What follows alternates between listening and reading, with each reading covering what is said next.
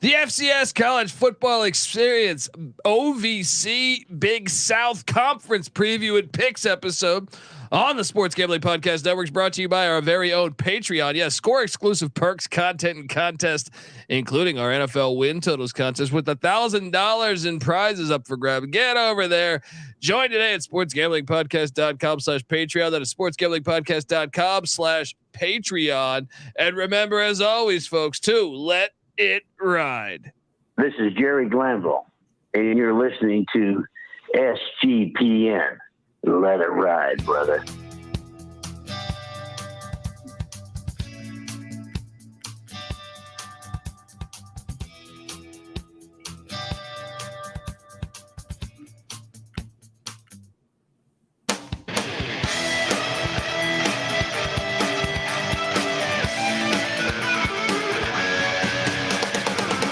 Yes, yes, yes. Woo! Welcome to the College Football Experience, the FCS College Football Experience. Yes, it is a crazy day of college football. And the FBS becomes more and more ridiculous, in my opinion. The stronger I want to lean into the FCS, baby, because I think that's the future of college football. And look, excited to talk OVC Big South. This is a joint. This is kind of like the in a way, it's kind of like what's going on in the FBS, because this is like the alliance. You had the alliance. See how well that treated the Pac-12. But here we go. We got the OVC and Big South coming together, and it should be exciting to talk about it. Perhaps you're wondering just who the hell you're listening to. Well, my name is Colby Swinging Database Dan, aka Pick Dundee. That's not a pick. This is a pick. He was raised in the land down under, where a man thinks on his feet, speaks with his fists, and lives by his wits. When Dundee happened, he was a superstar. I'm probably drinking too much and celebrating too much and not sleeping. Would have killed a normal man, but no, that's gone. The medical advice I got from that was like being hit by lightning. Pretend it never happened and get on with your life. Yes, excited to talk OVC Big South action. Yeah, it should be a fun year. FCS is where the heart of America's football is at, baby. And I am joined by my co-host. Give it up for call him the Gulf Coast Guru, because he knows football as well as any. Give it up for Mike Rose, aka the Gulf Coast Guru. How you doing, brother? What is going on, man? I remember when this all started in Texas and Oklahoma. I mean, you say it best. Texas started this shit. When they first made that announcement, they were jumping to the SEC. I saw the writing on the wall with this. Now, I thought, wow, we're going to have two major conferences, and it's going to be just like the NFL. Maybe we're going to get 3 Big 12 hanging in strong, cool. But I remember thinking, man, it's time to really start liking FCS football, because that's where I'm going to have to get my college games. Amen. I mean, look, we like the NFL as the NFL. We don't want to see 2 NFLs. All right. And I really feel like it's a miscalculation. Short term, maybe it works because we moved to a 12-team playoff. But I think long term, I just think most college football fans don't want to see Rutgers playing Oregon, and the demise of the Civil War and the Apple Cup and all these rivalries that are, over 100 years old. It's ridiculous. But look, let's talk OVC Big South, because the FCS has many a great rivalries that aren't going anywhere. I was curious, what'd you make of just breaking down? Because this is kind of an alliance in some sort of way. I don't think this is a long-term answer for both these conferences. But what do you make of this conference for this year, 2023? Yeah, I mean, it's not an alliance I got as excited about as when King Booker jumped over to the WWF, and I was all about that. But I mean, it's pretty cool. I like the mesh. I thought I was going to think a little more of the conference as a whole. I think it's a little top heavy, so we'll get into it, see if we kind of have the same feelings. But that was my take. Yeah, no, I would agree that, little top heavy. The bottom, maybe there's some room for a team to surprise and rise up from the basement. But let's get into it. Well, I mean, Normally we go from so folks, in case you don't know, let me explain this to you. Actually, So the Ohio Valley Big South Conference consists of Robert Morris, Tennessee. So Robert Morris, located in Pittsburgh, Pennsylvania. Tennessee Tech, Eastern Illinois, Charleston Southern, Lindenwood Penitentiary, Tennessee State, Eddie George, UT Martin, Bryant, located in Rhode Island, Southeast Missouri State, and Gardner Webb, which is located just outside of Charlotte, North Carolina. I think they say Boiling Springs is the town. So that is the OVC / Big South Conference for this year, all over really. So like you got Pennsylvania, Rhode Island, a bunch of Tennessee, Charleston, South Carolina, a part of Illinois, a part of Pittsburgh. Robert Morris is located in like right outside of Pittsburgh, I believe. And who am I forgetting there? Lindenwood, which is in Missouri as well. So I guess you have 2 Missouri schools all over the place. Kind of a Conference USA-ish, not as crazy as the UAC, but still, I mean, Rhode Island to Charleston, South Carolina is pretty big gap there. Or say Charleston, South Carolina to Chicago, or not Chicago, Illinois. Yeah, so it's a little chaotic in that capacity. I don't know if this signs on board with my regional rivalries, fandom, but yeah, I think we have a clear cut worst team in this league. And so I rattled off those schools. I believe that is 10 schools. Robert Morris. Do I need to just dive into the fact that, they do return their quarterback, Zach Tanner, who threw 3 touchdowns and had 10 interceptions. That's tough. Robert Morris was outscored 377 to 109 last year. And they kept their coach. Look, their coach, if you know college football or football in general, and you're old enough, Bernard Clark, I remember when he was at the University of Miami as a kid, I can remember a certain play where Dexter Carter of Florida State and Bernard Clark were going at it, and Dexter Carter, so they threw a late penalty on Bernard Clark, and he's going to the sideline. He takes off his helmet, and Dexter Carter grabs the flag, runs over to him, puts it on top of his head right as he was removing his helmet. And he looks back at Dexter Carter like it's the word, like he's about to do, he could not believe that he had the audacity to put the flag on his face, essentially. Bernard Clark played for the Cincinnati Bengals. I remember him playing for the Bengals. So he's entering year 6 at Robert Morris, coming off of a winless season. Man, you got to appreciate these universities. They got outscored 377 to 109, and they kept their coach.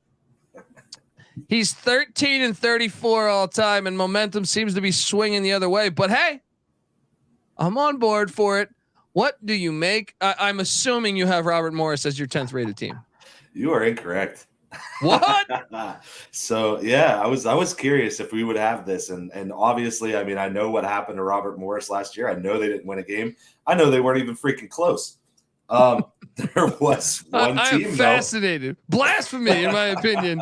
Okay, I want to hear this. For one, you got to give them some love. Keeping the colonial name.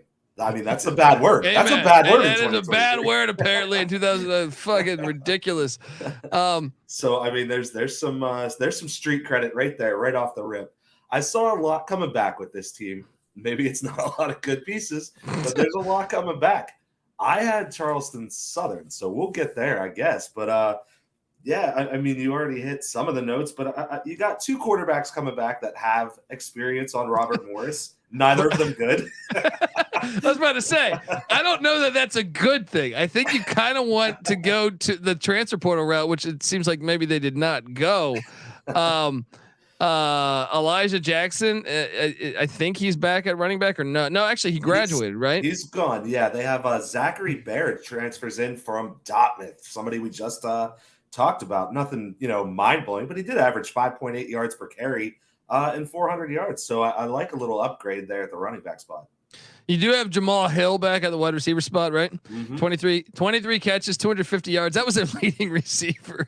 This is a bad team, dude. Like, okay.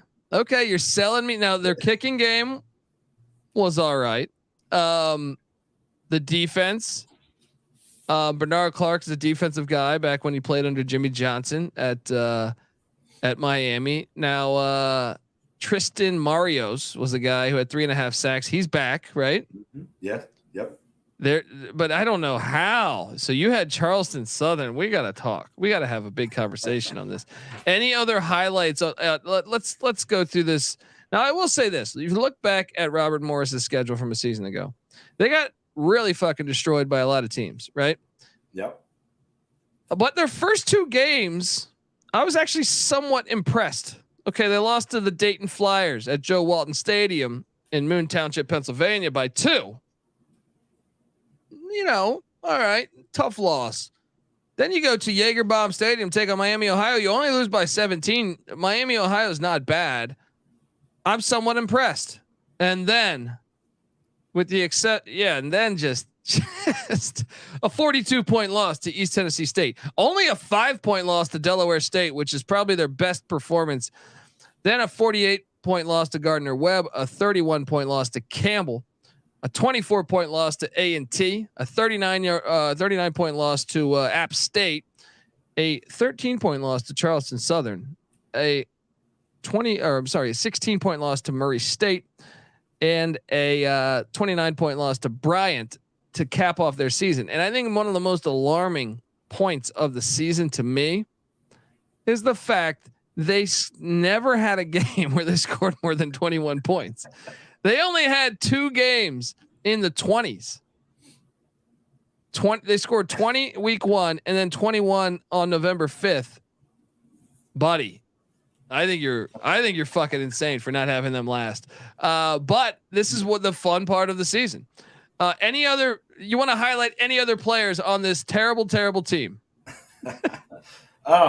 No, there's no players to really get big into. Zachary Bear, that's one of the big ones. There is a ODU 3-star transfer, Noah Robinson, coming in. He's 6'3" to play wide receiver. So go ahead, add that in there. There were a couple on defense that I remember going over, a couple defensive backs. It doesn't seem like I wrote them down on this paper, so I don't have it here, but I do remember someone transferring from another team, but it's not really about the personnel. Like I said, they bring back a lot of pieces from a terrible team. So hard to see them getting that much better. But when you're talking better in the conference, I think a better standing, and they snagged Charleston Southern at home towards the end of the year. And it's a lot of new pieces that we're going to talk about with the Buccaneers. Well, let's look at this 2023 schedule for old Bob Morris, because, all right, I'm going to try to be optimistic here. Week 1, they head to Colorado Springs to take on Air Force. I get it. They got to go to the gun. I don't care. They could punt every play of the fucking game, and I still think they would win. 0-1. Then they get St. Francis, the Red Flash, who made the FCS playoffs a year ago. 0-2. Yeah, you're with me, right? I mean, St. Francis does have a lot of new pieces coming in. I do think Robert Morris starts off 0-2 though, for sure. Then they go to your place, man, the Ice Box or the Ice House. What do they call this? The Ice House, right? To take on Youngstown State. Dude, they're 0-3.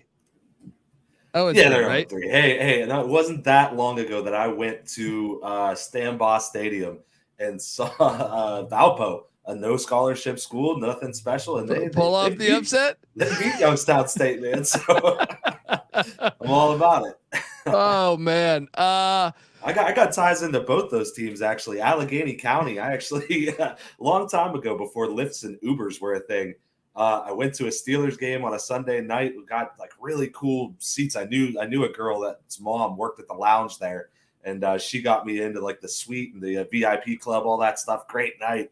Right. And then afterwards, I'm it's Sunday. We went out. There's no cab. This wasn't back when you could really do anything with your phone. So my phone was dead. didn't have any service to call anybody. I was lost in Allegheny County, just roaming around. Kept trying to tell my friend, just go to the top of the mountains. We'll find it. We can see it. We got to get to high ground. Right? Eventually ended up heading into Allegheny County Police Station and just turning myself in. Like, I'm lost, man. I'm exhausted. The T stopped. I can't get home. They called us the cab. So they were awesome there. I'm all about Robert Morris. There you go. Shout out. That's why I don't have them dead last. Look, sweet spot. 0-3, and then they take on the Dragons of Virginia Lynchburg. That's a win. This could be. I don't know how you say it that confidently, but I think it could be. It's homecoming, man. Yeah.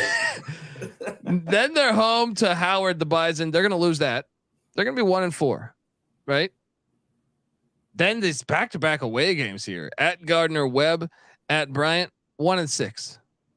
So you're saying there's a chance. They get a bye week, and then they host Tennessee Tech, who did lose Jeremiah Oatsvall, so it's possible. I'm taking Tennessee Tech, though. I got Tennessee Tech, too, but that team is, I think, getting a little more love than they deserve this offseason. I got a 1-7, then they're at Hawk Stadium to take on the Redhawks, 1-8. Southeast Missouri State's going to fuck them up. And then they're home to Charleston Southern. This is where you're building your second win, and I completely disagree. But hey, stranger. They have a 2-game home stretch to end the season where they could grab a second win because they also get Eastern Illinois. It is going to be, and that's a strong point. It's going to be cold on November 11th. I bet in Old Moon Township, Pennsylvania. So these little Charleston, South Carolina guys coming up to the cold weather. I like the creativity of this upset. It's just not going to happen, though. Oh, it's happening. So your final record is 2 wins or 3? I got them at 2-9. I think they could go winless. I think watch out for those Dragons. Watch out for those Dragons. All right. I got them. I got them. They do play a hell of a schedule, so I mean, maybe. Yeah. Maybe. I got them 1-10, and okay, let's jump on over. So you know what's crazy? I didn't have Charleston Southern as my 9th ranked school. Who did you have at 9? At 9, I have the very Golden Eagles of Tennessee Tech. Okay, there we go. I have them at 8. So there we go. So hold on. Let's talk. Let's first talk about. Okay. Well, let's go into Charleston Southern. See, I think if you look at Charleston Southern, Autry Denson's no longer the head coach. I think that's a good thing if you're a Charleston Southern Buccaneer fan. I remember Autry Denson from Notre Dame, and I know you're a Notre Dame fan. You probably do as well. And you look at last year's games, though. First off, relax on the schedule. Last year, pretty brutal fucking schedule. Every team they played, I feel like, was good except Robert Morris. They fought hard. Furman was an FCS playoff team. They only lost by 5. Campbell was a very talented team. I know their season didn't work out as well as they wanted to, but I would define Campbell as a good FCS team. They only lost by 6.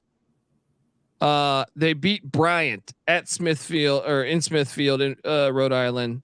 They also beat Robert Morris by 13. They kept it within 10 against Kennesaw. I just think this team fought for their coach. Now, they weren't that good, but they go out in the off season and they hire former Saban disciple, right? In Gabe Giardina, if I'm pronouncing that correctly. That sounds about right. From Albany State also. He had success at Albany State. Now they do have a little quarterback. I had a hard time figuring out who the starting quarterback would be. Ross Malmgren, great name, or Tony Bartolo. Tony Bartolo's definitely done something illegal. I guarantee you that. But when I see the fact that I think they brought in a football coach who's got a track record of winning, right? They tried to go with the Autry Denson thing, and it just didn't work out. Now, I just think they have more guys. JD Moore at the running back spot, I think, is a guy that could be pretty good this year. I actually came away somewhat impressed with their offensive line. Jacob Tylinsky and Ben Moxley.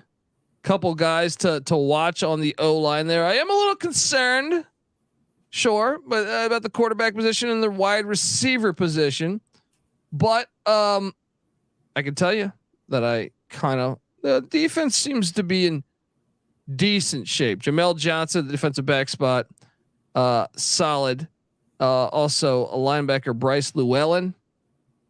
So I can be somewhat talked into this defense being serviceable. I'm not calling for it to be good, but another thing is I just feel like a coaching change might be exactly what they needed. Like they might be a lot better than where I have them, because I just feel like if you're feisty against the competition that I mentioned, sometimes all it takes is a coaching change. So that's why I'm optimistic on the Buccaneers of Charleston Southern. Talk to me about why you don't like them. Yeah, so I mean, I think it is a good head coaching hire, actually, but it's not a big splash hire, something that's going to draw in a ton of recruits, right?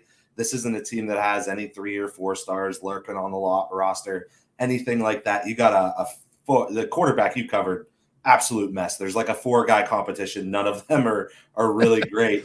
At least they kept all 4 of them around. Depth, baby, depth. They got depth. No, yeah, they got tons of that. They all put up like similar numbers, like when you scale the time to fit. So, Tony Bartolo, I would say, probably got the job just because Giardina comes in. It sounds like a good little Italian connection. Yeah. Like some 2 guys you'd go get some a fucking Bartolona. Yeah. So JD Moore, definitely the shining spot coming back. You mentioned wide receiver takes a hit. Seth Anderson transfers to Iowa, and that blazing offense. I saw their kicker may or may not have been betting Iowa unders. It sounds just smart to me, honestly, but whatever. I guess we got to punish him for it. That is the rules. Vincent Davis, wide receiver number 2. He's now a Saluki. So those 2 are gone. No identifiable targets coming back at wide receiver. Linebacker Garrett Sway, 101 tackles last year. He has graduated, according to a Facebook post that I found, because this team was really hard to dig into. Facebook post. I love graduation. So he's gone. No, it was pretty conclusive evidence. It was full disclosure. He thanked Charleston Southern University for the experience. So he is gone. It's a great name here. Safety, 2-time all-conference safety, actually, Ombre Kennedy. He is also gone. He graduates.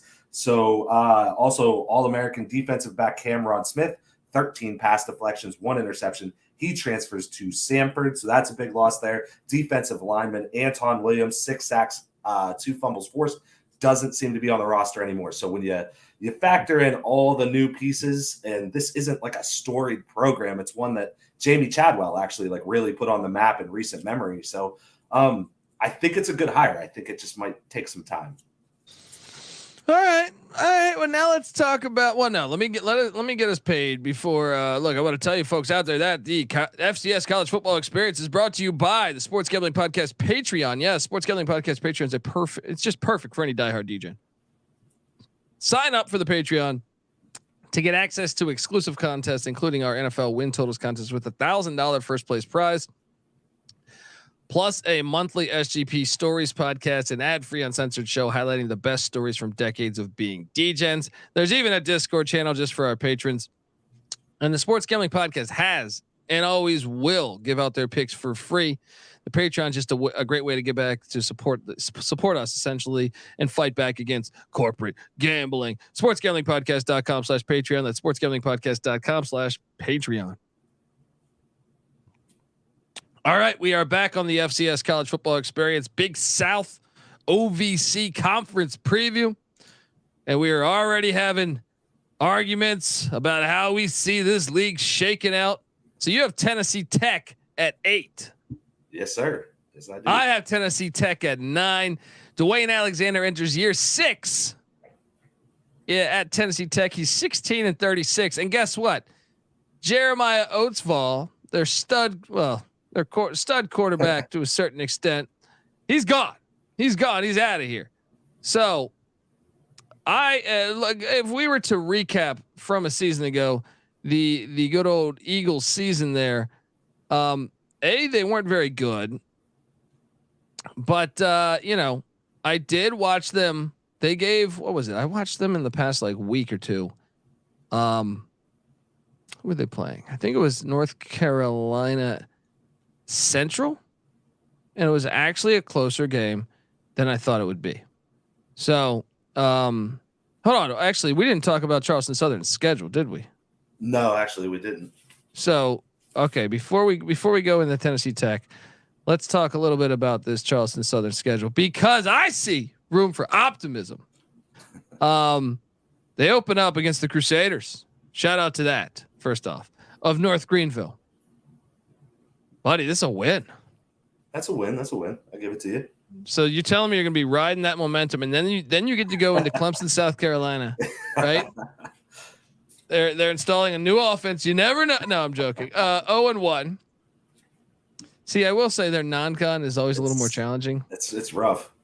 Because after Clemson, you are home to William and Mary, who's a very good FCS playoff.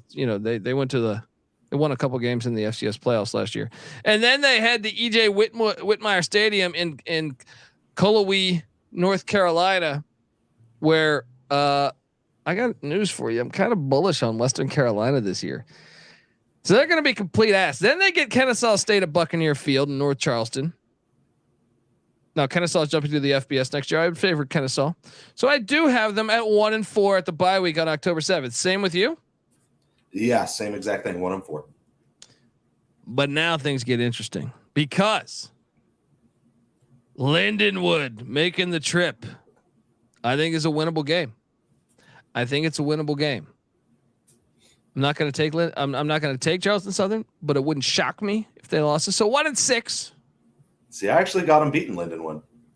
All right, I'll join you. A little bit of an upset. I'll join you. I'll join you here because I thought, I'll put it like this. I thought between them taking on Lindenwood, Bryant, and Tennessee State, I thought they could at least grab one, maybe even grab two. So let's go. Let's go there. So 2-4 at UT Martin. I do think will probably be a loss. 2-5. Same. Home to Bryant, home to Tennessee State. You know what? I am going to call for another one. Ooh. And then they beat Robert Morris. They lose to Gardner Webb to end the season. I got them with 4 wins. So I got them taken. I agree. I think Lindenwood, Bryant. I think they probably get one of those two. I'm a little actually Tennessee State, Bryant. I'm kind of equal on. I could see them getting either Bryant or Tennessee State. I just don't think they get 2 of the 3 out of those 2 in Lindenwood. There's no chance they win against the Colonials of Robert Morris, obviously. And then so yeah, I think honestly for me, it came down to that game. They're on the road. It was a close game last year. Robert Morris, a little more consistency. Charleston Southern, a lot of new. So that's my reasoning. Okay. Well, now we'll talk about this filthy, this Golden Eagle Tennessee Tech squad. Now that's one thing that did suck. You notice Tennessee Tech wasn't on the schedule. That's what happens when you have a 10-team conference. You play 11 games. Yeah. If you're Charleston Southern, you want to play Tennessee Tech. Whoever did I think it was I want to say it was the conference poll that keeps being released. They release it for everybody. And there was like 48 members that voted for Tennessee Tech to be like the best team in the conference. I was like, where is that coming from? Where are those votes coming from? Because I don't see it. Yeah, let's talk about this because losing Jeremiah Oatsvall,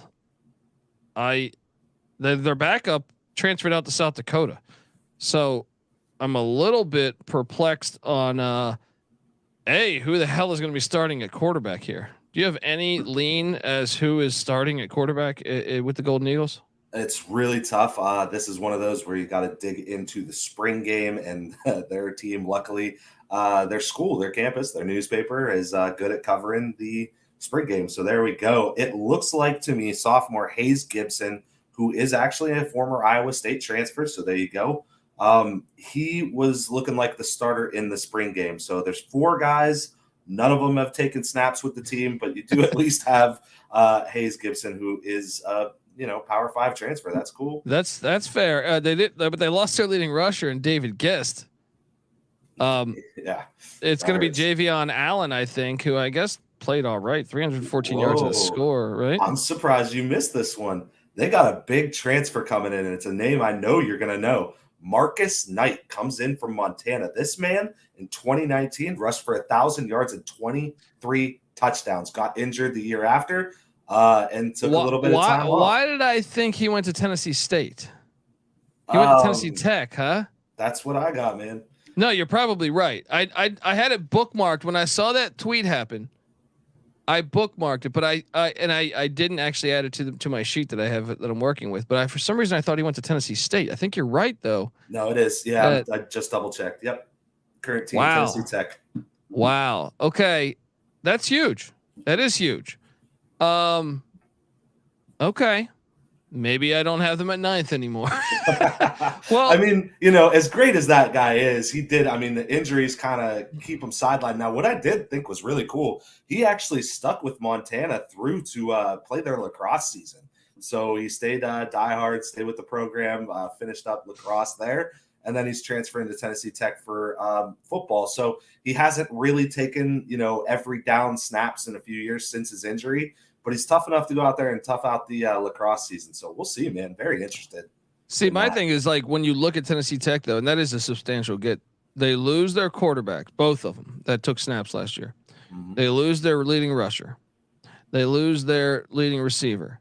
They actually, I believe, lost. I'm not sure if Willie Miller's back because he could have got granted the NCAA COVID year thing, but I think is he back? Yep. See, that's what's confusing. When you go pull up the stats, it says senior. So it's like if you apply for the COVID thing, though, you could come back. So it makes it really hard for us to know the data on who is actually returning. Well, that's big because he had 26 receptions. But okay, I'm starting to buy in a little bit more. Tell me about the defensive side of the ball, though, at Tennessee Tech, because I think they got Jacorian Wren is the guy on the defensive line that I think they like, right? Yeah, him and Hudson Tucker come back. But I mean, statistically, they mean a lot to the team. Statistically, I didn't see anything crazy out of them. They are both back. Wren, 2.5 sacks. Tucker, 3 sacks. So, I mean, watching the game, I'm sure I saw them really excited about Wren as well. So I'm sure there's something if you watch Tennessee Tech inside out every year last week, maybe he's drawing double teams, maybe, something like that. Number 1 tackler on the team, Seth Carlisle, he is gone. He had 77 tackles last year. He graduated, and so is defensive back Jeff Relaford, 68 tackles, 2 fumbles forced. So they do bring in Antonio Hunt, defensive back, 3-star transfer from New Mexico State. So there is that, and from Liberty, 3-star transfer Tim Kutris. So no names really jumping off the page on the defensive side, but maybe some hope. Hold on, let's talk about this, man. We need it. This is a really hard team to get a gauge on. They could be the worst team in this conference too, because dude, they're close. dude, they won all of their games last year, right? All 4 games. They were 4-7 by a combined 13 points, right? So they beat Texas A&M Commerce by 26-25, right? They beat Eastern Illinois, first year coach a year ago, by 3. They beat Lindenwood by 1, and they beat North Alabama, who was a 1-win team, by 8. But here's the compelling part. This is why it can go either way. Samford was an FCS, a pretty good FCS team a year ago, almost made the playoffs. They lost by 5 to Samford. They lost in overtime to Kennesaw by 3, and they lost to North Carolina Central, who beat Jackson State the very next week, or 2 weeks later, 3 weeks later, maybe. But by 2. So this can go either way. They might be horrible or they might be good, but they lost to me. Like, you lose your quarterback, your starting rusher, your starting receiver. I get it. You've been using the portal. I just don't know how much I can trust bringing in a bunch of guys in the portal to all of a sudden make you a lot better. Especially when you're talking, the head coach. I mean, his best year was 6-6 in 2019. So, I mean, this isn't a guy that's been like killing it at the school. He's been there for a while, but they really haven't done anything under him. So what I'm seeing is when they travel to Allegheny County to play Robert Morris, this is just another game that the Colonials can win, you know? So, yeah, I'm optimistic. Well, and look, remember, they don't have Charleston Southern. I think that if you want to have Charleston Southern on the schedule, so their schedule is at Furman, loss, back-to-back away, at New Mexico, loss, home to North Alabama. That, you know what, that's a winnable game. North Alabama's breaking in a brand new coach. You get them in September. So brand new offense, brand new defense. I will circle that as a game you could win. You did take Kennesaw to overtime last year. You get them at Tucker Stadium in Cookeville, Tennessee this year. I still favor Kennesaw. So, I mean, do you have them beating North Alabama on September 16th? I don't. I have them dropping that game. I have them 0-4 going into the bye. All right, they come out of the bye. They take on they're in St. Charles, Missouri, taking on Lindenwood. Back-to-back away here. They didn't take on Buddy Pugh and South Carolina State. I mean, I kind of think they're going to lose both. I got 2 L's. Yeah. Then they're home to Southeast Missouri State. That's a loss.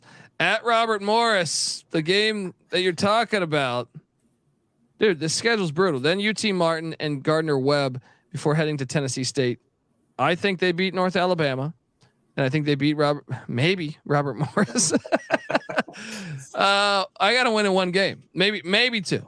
Yeah, I got them winning one as well. So I'm not high on this team at all. I don't really see much coming back to be excited about, and I think I don't call for anybody to get fired. I don't root for it, but Mr. Alexander, I think this is a big year for him, and it could cause some trouble. Now, I was stuck debating. See, another thing is they don't get Eastern, so they don't get Charleston Southern or Eastern Illinois, which I feel like if you want them on the schedule, and you got to go on the road for Bobby Morris, you know. Yeah. So now when I was projecting this, so my order was 10th Robert Morris, 9th Tennessee Tech, 8th Charleston Southern, 7 Eastern Illinois, and I even struggled. I almost made a case for Charleston Southern to be 7th, right? Did you have Eastern Illinois at your 7th spot? I do have them at the 7th spot. Yes. Okay, let's talk about Tony Romo's alma mater and Garoppolo's alma mater, the Panthers. See, my logic is this, and I think this is actually going to be a wild card team to me. Because Chris Wilkerson was in year 1 last year, 2-9 in his first year. But a lot of times you see the second year, you get that shift, and another thing is if you look at they lost by 7 at Northern Illinois last year, right? Who was the reigning MAC champ, in week 1. So that's a one close game there. They lost in overtime to Lindenwood 2, Tennessee Tech by 3, UT Martin by 3. I know they got blown out of some other games, but they beat Northwestern State. They beat Murray State. I feel like if there was a team to take a real next step, and I feel like this is one that I really had a hard time like projecting, like, I could eat shit with this projection here because they could be a lot better or they actually could be worse. But I feel like it's year 2. You're going to get more out of what from them. So what do you make of Eastern Illinois, man? Yeah, I actually feel the exact same way you do. First year for Chris Wilkerson, and things didn't look too terrible. I mean, you covered it exactly. Then they dropped 6 games to end the season last year. There's six games straight at the end of the season. So things fell off the rails a little bit, but there's some points to be excited about. First of all, coming over from Georgetown, at quarterback, Pierce Hawley, 2,800 yards, 18 touchdowns, 11 interceptions. Huge loss for Georgetown. Big time get for Eastern Illinois. I was excited about this one. Oh yeah, I mean that's another thing too. Diving into the roster, you have to like something. Justin Thomas is a stud wideout for them as well. I actually think the passing game could be pretty good here. They also have Kevin Daniels at the running back spot. Their running backs, Jawan Fari and Kevin Daniels. I'm buying in, man. I'm buying in. I think this offense could really be decent. They Chad Strickland on the offensive line, Max Steinman as well. I think the O-line might take a next step forward. The defensive side of the ball, Elijah Tolbert at the linebacker spot's one of the best linebackers in the whole conference, I feel like. Yeah. Nick Coates at the defensive back spot, no relation to Ben as far as I know. So I guess like this is the one. Another one is Joel Barrows on the defensive line that I think people might be excited about there. I think this is one that I wouldn't shock me if I was really wrong about as far as like them being better than what I think too. I had a hard time with them. I agree. I thought when I went over this, I thought this is the team that I could definitely like eat shit on pretty quick. You do lose defensive lineman Cameron Leach. He had 3 sacks last year. He's out. You do have Barrows coming back, but you also lost Jordan Miles. Transfers to Kennesaw. Secondary, there's a couple points in there that I highlighted to kind of look out for. Safety Elijah Bell, former 3-star Purdue recruit, he transfers in. Ira Armstead, defensive back from Virginia, he's a 3-star that transferred in. The wide receiver room too on offense. Justin Bowick Jr., he's 6'5", and then you also have 6'4" Jordan Woods. Who had a bunch of Power 5 offers, actually. He had multiple of them. He transfers in from Georgia Tech. So those are some big-ass targets for Pierce Hawley to throw to. I think there's potential on this team, and if they don't fall off the rails like they did last year, they could be a little bit of a sleeper. Yeah, and let's talk about the schedule because, this is one where we could eat shit. First off, shout out to a great opening. College football is opening Thursday night for week 1. Obviously you got Florida, Utah. We're excited about that game. We're excited about Minnesota, Nebraska. The Matt Rule era kicks off.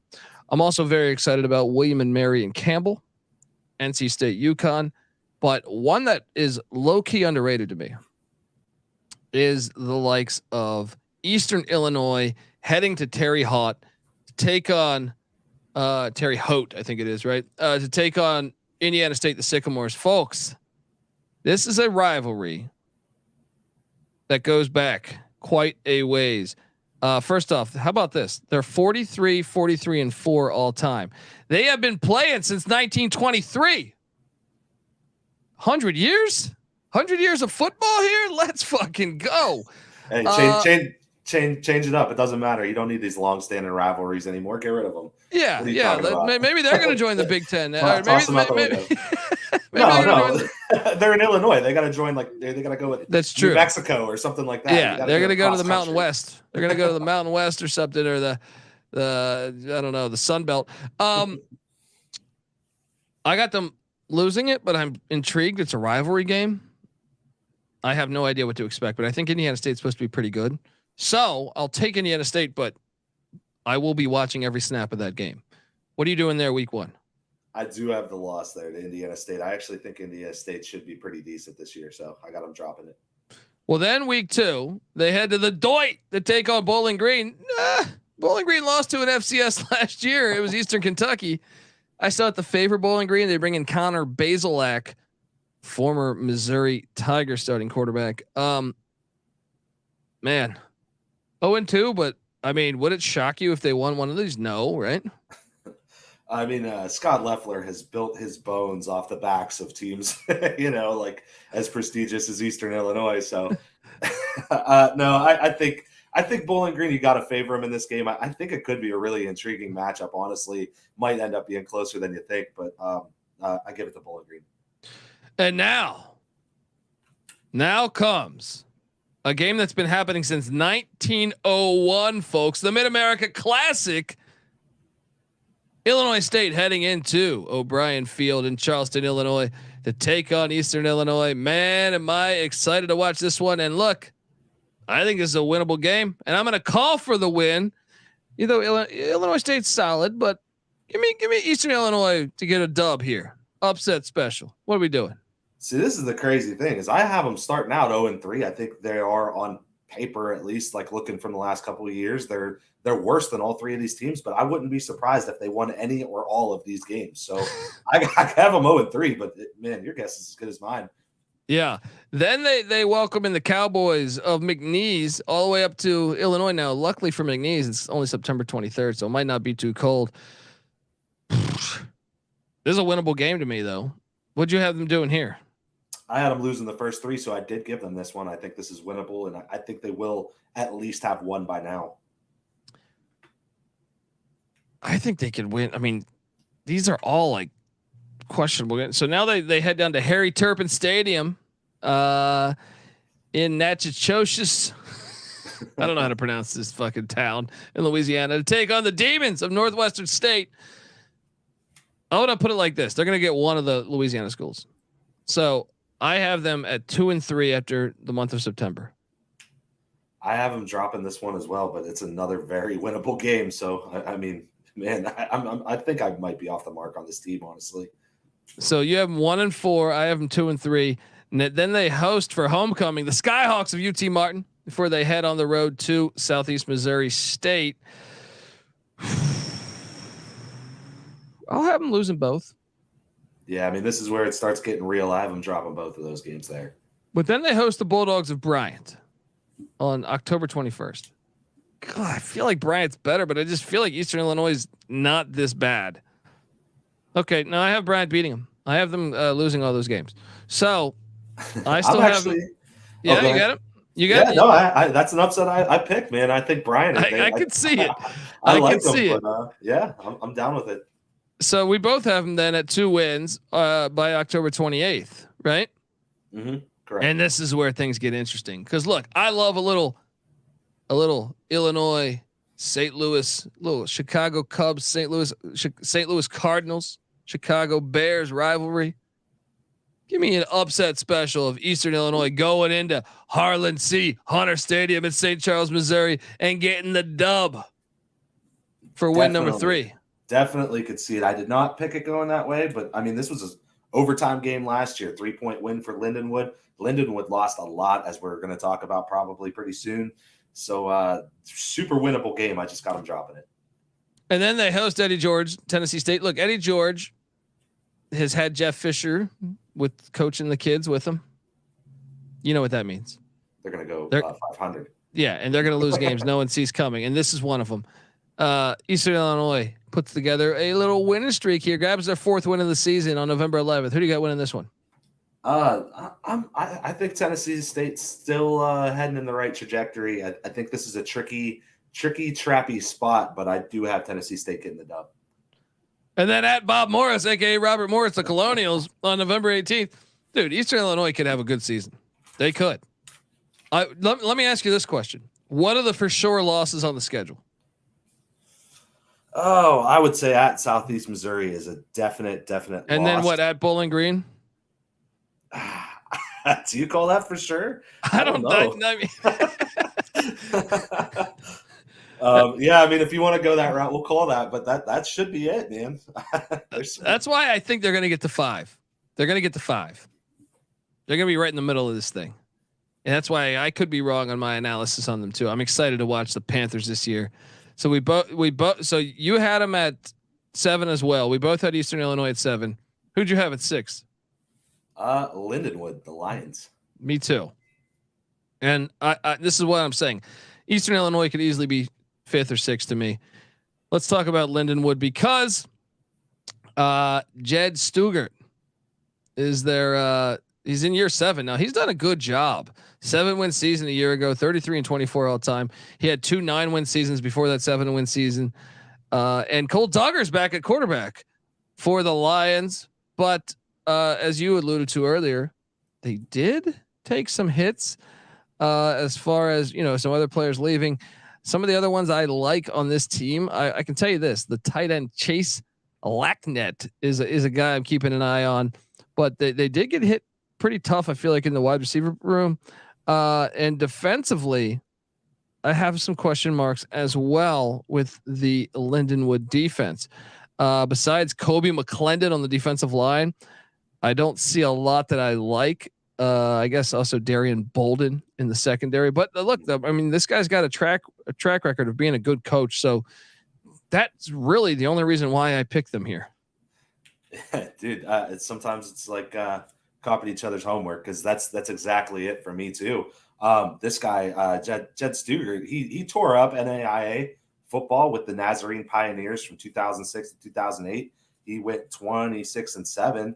Then he went to D2 Sioux Falls, and he went 65-17 in 7 years. So then he comes up to Lindenwood, goes 33-24, and making the jump here to FCS football. Went 7-3 last year. So it's a coach that I have a lot of faith in, and I try to pick these teams based solely off what I see coming back. I don't always try to go with the name brand thing, but when you see a coach like this that's won at those multiple levels, and now he's here and he's been winning at this level too, it's really hard to not trust him. But I mean, you covered it. Cole Duggar comes back, but you lose Cade Brister at quarterback, 3,000 yards, 27 touchdowns, 9 interceptions, 606 rushing yards, 11 touchdowns. That's gone off your team. That's a big hit.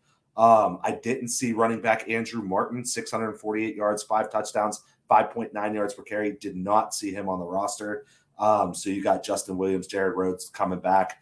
Peyton Rose, no relation, people. Wide receiver, 1,100 yards and 12 touchdowns. He is gone. Also, Kobe Smith, 727 yards. And sorry, my robot was about to start cleaning. But yeah, Kobe Smith, wide receiver 2, also gone. So a lot of names gone. Nothing jumping off paper on defense. So it's kind of a tough one to project. Okay, well, look, I got. I mean, their road schedule is pretty nice. Other than the week 2 Southeast Missouri State game, at Western Illinois winless, at Illinois State wasn't great a year ago, at Charleston Southern, who we just said we think is going to be pretty bad, and then at Tennessee State, who's kind of it's Jeff Fisher. I love the road schedule, and I think that's the real reason why I have Lindenwood there. I trust the coach. I like the schedule. I think there's more winnable games on this schedule than other teams. So you agree with that? I think the exact same thing. Yeah, the schedule's a little manageable, and I trust the coach a ton. Yeah. Okay. So let's hop on over to talk about who we have at number 5, because I have Tennessee State. You? That is who I have as well. So we're getting kind of on sync here. Well, and Tennessee State is one that to me is like I don't know, man. I've watched them a couple times over the past couple of years, and I like Eddie George. I really do, but I don't know. I don't know about the team. I know Jalen Rouse is a running back that's pretty good. They're skill position players. They've been recruiting better. Dayron Johnson at the wide receiver spot. One of the best names out there. Karate Brenson. That's just an unbelievable name there. At the wide receiver spot. So they have like skill position players are good, man. It's just, I just don't know if I trust this team. Also, Terrell Allen's a stud on the defensive line. Kavon Pope at the linebacker spot. I like Bryce Phillips in the secondary. So they have guys. If anything, I'm more impressed with the defensive side of the ball than the offensive side of the ball. Draylon Ellis is obviously back at quarterback. Let's tell me, why are you sold on Tennessee State? You know, I don't know that I'm necessarily sold, but I think you're starting to see this thing with the introduction of, kind of the same story as Deion Sanders. These guys come in that they can recruit their asses off, and I'm not sold. I love Prime Time. I love Coach Prime. I'm not sold that he's like X's and O's, one of the best football coaches out there. I just think you're at a point in college football, especially when you're talking transfer portal, NIL money, where you can get good coordinators and a coach with some name brand that can recruit, and you could do some big things. So you mentioned some of those names. Kayvon Pope, that's a former Ohio State talent. They brought in a guy on wide receiver, Shaquille Garnett. He was actually brought in as 3-star Auburn quarterback transfer. He's going to be playing wide receiver now. 3-star recruit Jerran Turner, 7 FBS offers total. He's with the wide receiver group. There's just names all over the place. You lost a few defensive tackle, Teray Jones, who had 4 sacks last year. He goes to Akron. The secondary returned everything. You hit a lot of those names, but you also got Fondren Hollis III, which is a nice colonial style name there.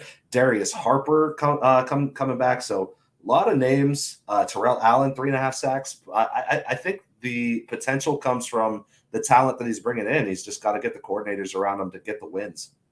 And they have a big game at Notre Dame to start the season. They also host Gardner Webb. See, their schedule is a little more unkind. I know they got the Lincoln, California Oaklanders coming in, which is always great to see on the schedule. But I will say, like some of those other games, I feel like at Kennesaw, at UT Martin, makes for a little shaky season. But I still think talent-wise, like you said, I have them there at number 5. I'm curious, who do you have at number 4? I got the Bryant Bulldogs.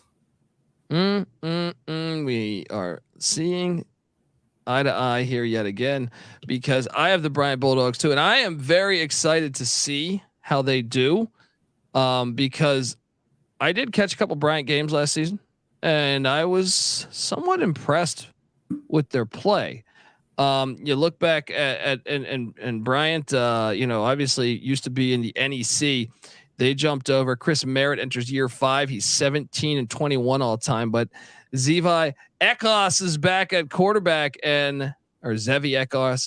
I forget how he's pronounced. But I'm excited, and I tell you, they should have beaten FIU week 1 last year. Now they play at UNLV to open the season.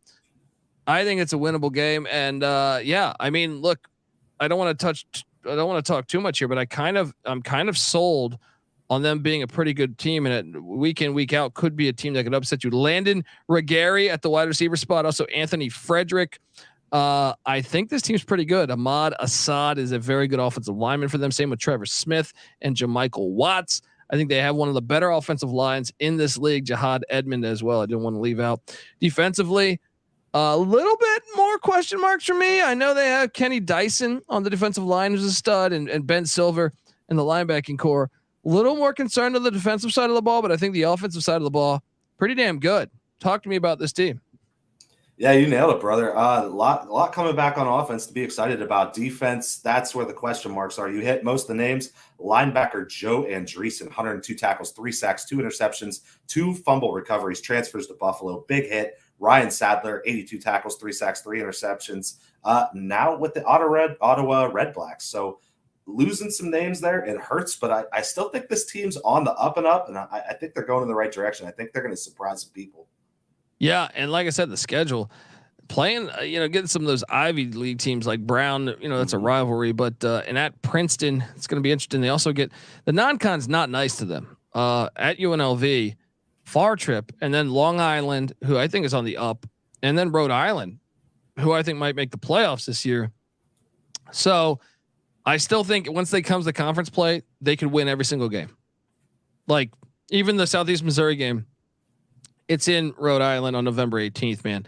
I can't even say that that's a definitive win. So I'm super excited to see them. I had to pick them 4th based on the way I feel about the other teams. So let's talk about who we have at number 3. Who do you have at number 3? Yeah, so this team from a roster standpoint, I would probably say is number 1, but with what goes on in the schedule, I got them at 3. I'm going to go Southeast Missouri, the Redhawks. Wow. Okay. I have UT Martin. Let's talk about the Redhawks. I have the Redhawks number 2, by the way. So Tom Matt, how do I pronounce this game? His name Matukewicz. Yeah, Matukewicz is entering year 10, 51-52 all time with Southeast Missouri State, and they have some talent on this team. Paxton DeLaurent is back at quarterback, and Bryce Norman is a Buck Buchanan. He might win the linebacker, the best defensive player, best linebacker in college football or in FCS college football. But Southeast Missouri State, why? I mean, this team is pretty fucking loaded, man. Zach Geig on the offensive line is a stud, first team all guy. I think everyone's projected him to be. You got to like Geno Hess at the running back spot, and same with Ryan Flournoy, I think, is the wide receiver, and Demaria Vick. So they have like an offense that's going to go. Defensive side of the ball, as I alluded to, Bryce Norman's a stud. Keandre Booker's a stud. Lawrence Johnson in the secondary. This team, I can understand why most publications have them as the team to beat in this conference. But tell me, why'd you pick them 3rd? Yeah, they're absolutely loaded. I mean, Matukewicz, also Jerry Kill guy. So a long time, 10 years he spent as an assistant coach for Jerry Kill. So I like that pedigree. I also would like to watch out for freshman wide receiver, 6'6", Jaquez Wyatt. Looking for him to be a big time end zone threat. I'm just trying to hit some of the names I didn't hear you hit there. Defensive lineman Nassim Cairo, 3.5 sacks, fumble force. He was a sophomore. He's back. Linebacker Keandre Booker, adding to the already you hit Buck Norman and Christian Furman also coming back. So linebackers stacked. What I really have it coming down to, they play on the road against my number 2 team, which we'll get to in a minute. So it's actually same record. I have the same conference record for the top 3 teams. It's just how it shook out. Yeah, and look, I mean, they're non-con at Kansas State, home to Southern Illinois, the Salukis. They're good in the Missouri Valley, at Eastern Kentucky, at Central Arkansas, who you have won in the national championship, at the Nichols Colonels. It is a tough non-con there, and I think that's the reason why I had them number 2. You had them number 3. Let's talk about who we have at number 2 here, because for me at number 3, I had UT Martin. Where did you have UT Martin aligning? So I have the Skyhawks, which, by the way, one of my favorite team names. I don't know. Great I just name. love it. Great name. But I have them too. Okay, so here's the thing for me. I am kind of bullish on this team. I think they could end up in the FCS playoffs. You look, Jason Simpson's entering year 18 as far as experience as a coach. He's 107 and 84 all time. They did lose Dresser Wynn, great name, but Cornelius Brown started at Georgia State. I'm expecting him to just hop on in and be okay. But there's a little bit of maybe a learning curve there with a brand new quarterback. As far as everyone else, Sam Franklin's a stud running back that I'm excited about. Devontae Tanksley at the wide receiver spot is someone I think they should be excited about. DJ Nelson at the tight end spot. So they should have a pretty good offense. I even like some of the things I see on defense. O'Shea Baker in the secondary, Dalen Dotson on the defensive line. Same with Jay Rogers and Giovanni Davis. So I actually think they're a complete football team. Tevin Shipp, also another good defensive player for them at the linebacker spot. They're my number 2. So, and I think I'm fascinated to see this team. Did I miss anybody that you wanted to highlight? Yeah, so a little bit of something happened after the spring game. You had Matt Myers, Buffalo transfer at quarterback, competing for the job with Cornelius Brown. Matt Myers upstaged him a little bit. Seems like he was taken over. Cornelius Brown actually transfers, leaves, takes his ball, goes home, goes to Alabama A&M. So Cornelius Brown, nowhere I in missed the picture. that. Yeah. It was in a spring game article. You had to you cover 700 basketball and football teams. So I got a little more time in the morning sipping my coffee to check Twitter accounts and whatnot. But I do know Matt Myers. I think he's solid. Yeah. I think he's solid. And then, yeah. On top of that, you have a transfer coming in from Ole Miss, Kincaid Dent. He came in after Cornelius Brown left. So 3-star Ole Miss transfer up there with Lane Kiffin and Ole Miss. So very interesting what's going on there. I think no matter what, you're going to get a baller at the quarterback. And then Sam Franklin, 8 yards per carry. Are you kidding me? This guy's ready to pop. You got former 4-star Jackson State recruit Javante Rucker coming in at wide receiver. So that's nasty. A couple of the Jackson State guys actually came over. So I think this team's loaded. I think they're really ready to pop. And it wouldn't surprise me if they won the whole thing. Yeah, it wouldn't surprise you if they upset Georgia week 1 too, right? That might surprise me a little bit. Yeah. Look, I mean, that's really the decision for me was they're at Georgia. I even think that second week matchup with Missouri State's scary because of the body blow that is the Georgia Bulldogs. Then later in the year, because I think they'll actually win a good chunk of games there in the middle of the season. But October 28th, they're at Gardner Webb, going to Boiling Springs. I feel like that's tough. And then the final 2 games of the season, Southeast Missouri, and then at Samford, who I think is going to be pretty damn good this year. That is why I picked them second. I just think the schedule is a little tougher than who I have at number 1. But I see that we have the same team at number 1, and I'm excited to talk about it because it's easy to see a tide turn. Tre Lamb is doing a great job at Gardner Webb. I know you look and say it was 13 and 15, but last year it was year 3 for him. They took a big jump to the FCS playoffs. And man, if you look at Gardner Webb and what they did, I can tell you this, man, as a ECU fan, I'm sitting there saying, hey, we better watch out on September 23rd, because look at what they did a season ago. And I even think if you're an Appalachian State fan to open the season, watch out. I mean, Gardner Webb, I know you see 7-6, but they were super aggressive in their non-con. They were at Coastal Carolina last year, lost by 4. The Marshall game, they lose by 21, but that was 14-7 in the fourth quarter, right? And then they lose to Liberty, who beat Arkansas 21-20. This team showed lots of signs of life. They beat Campbell. They beat Eastern Kentucky in the first round of the playoffs before getting waxed by William and Mary. But, you know, they lost to Elon. It was another FCS playoff team by 6. This team was a lot better than I think people realize. I am all over Gardner Webb. I know they're replacing. I know they're replacing the quarterback spot, but I don't really worry here. I think this is more of a system play. So Gardner Webb, Nari Gaither is a stud running back for them. The offensive line I like. Gavin Olson is the name that stands out to me on the offensive line. The receiver Brennan McGuire I think is solid. The whole running back room. Jaden Brown also. I am all over Gardner Webb as my top team, and I love the defensive side of the ball. Ty French, William McRaney, Raekwon Ousley, Jamari Brown. I feel like this team, AJ Thomas, they have just studs. Willie Harris. I think it's the best defense in this conference, and that is why I have Gardner Webb, and it seems like you do too, winning the OVC Big South. How about yourself? Yeah, I mean, you already talked about the O-line and the running backs. That's already a recipe for success. But then the defense is really what puts it over. Willie Harris, D lineman, also coming back 5.5 sacks last year. They brought in safety Jordan Blackman, transferred in from USF. That's a 3-star talent right there. Justin Eisler, former 3-star recruit for App State. So you hit all the names I was going to talk about. I was just throwing a couple out there that also came in to make this team even better. And then when you look at the schedule, and you see you got Robert Morris, Tennessee Tech, and Charleston Southern all right there on there. You got to love getting those 3 teams. Plus, you catch UT Martin at home. That's a big deal, too. Eastern Kentucky at home. That's a big deal. I think this Elon at home. I think they can beat Elon this year, week 2. Can't wait for it. So, look, we do agree there, folks. This is why you need to be subscribed to the FCS College Football Experience, sg.pn/FCS. We are on YouTube. You can watch this episode, youtube.com/the college experience. Subscribe to the FCS College Football Experience, wherever podcasts can be found.